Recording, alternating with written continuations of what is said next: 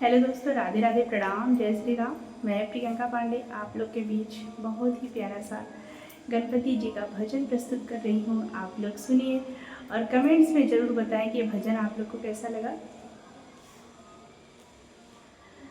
मंगल के दाता हमारी बिगड़ी बनाई जी, गौरी के ललना हमरा अंगना में आई जी, गौरी के ललना हमरा अंगना में आई जी, गौरी के ललना हमरा। मंगल के दाता हमारी बिगड़ी बनाई जी, गौरी के ललना हमरा अंगना में आई जी, गौरी के ललना हमरा अंगना में आई जी, गौरी के ललना हमरा।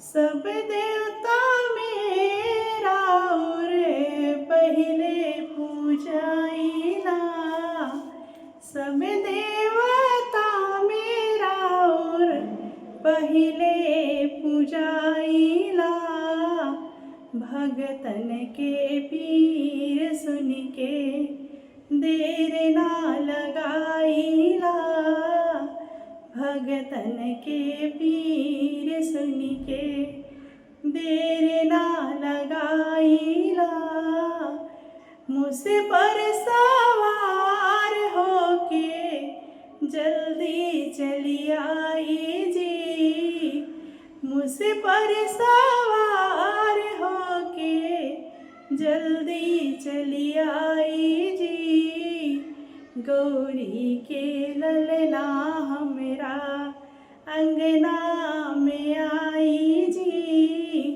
गौरी के ललना हमरा।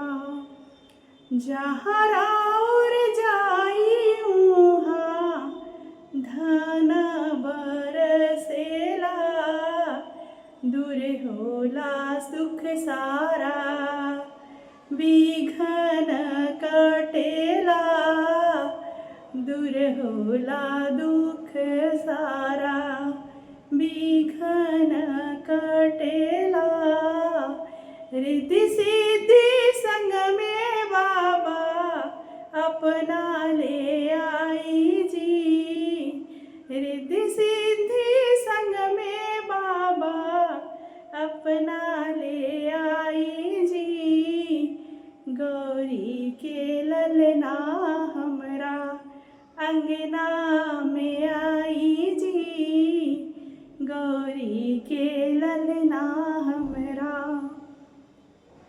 मंगल के दाता रउआ बिगड़ी बनाई जी, गौरी